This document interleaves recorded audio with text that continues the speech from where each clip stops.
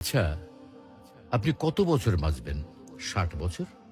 কি কম হয়ে গেল? আচ্ছা, বড় জোর ৭০ না হয় ৭৫ বছর। আর যদি খুব লাকি হন তাহলে ৮০ অথবা তার একটু বেশি। টিক করে কিন্তু সেকেন্ড সময় চলে যাচ্ছে, আর টুক করে হাতে জমে থাকা সব সেকেন্ড শেষ হয়ে যাবে একদিন। একজন মানুষের কাছে যখন কয়েকশো কোটি টাকা থাকে, তখন তাকে টাকার বিলাসিতা মানায়। যার কাছে কয়েকশো টাকা আছে, তাকে কিন্তু টাকার বিলাসিতা মানায় না। আপনার আয়ু যদি কয়েক হাজার বছর হতো, তাহলেই সময়ের বিলাসিতা আপনাকে মানাতো। এত অল্প আয়ুতে মন খারাপ, কষ্ট, পচা ব্যাপার স্যাপার গুলোতে সময় নষ্ট সুযোগ কই?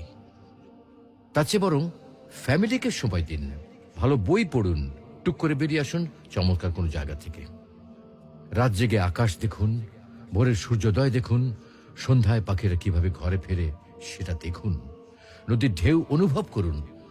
একটু ভাবুন, আজকের এই দিনটা যদি আপনার অথবা আমার শেষ দিন হয়, তাহলে আপনার আমার পরিবারের কালকে কি হবে? অবশ্যই আল্লাহ দেখবেন, কিন্তু এই পরিবার আর নিজের জন্য যে এত সময় নষ্ট করছি, তার কি হবে? তো আসুন, আমরা নিজ ধর্ম পালনের মাধ্যমে সৃষ্টিকর্তাকে রাজি ও খুশি করি। হয়তোবা আজকের দিনটাতে সফল না হলেও পরকালীন জীবন সফল হতে পারে।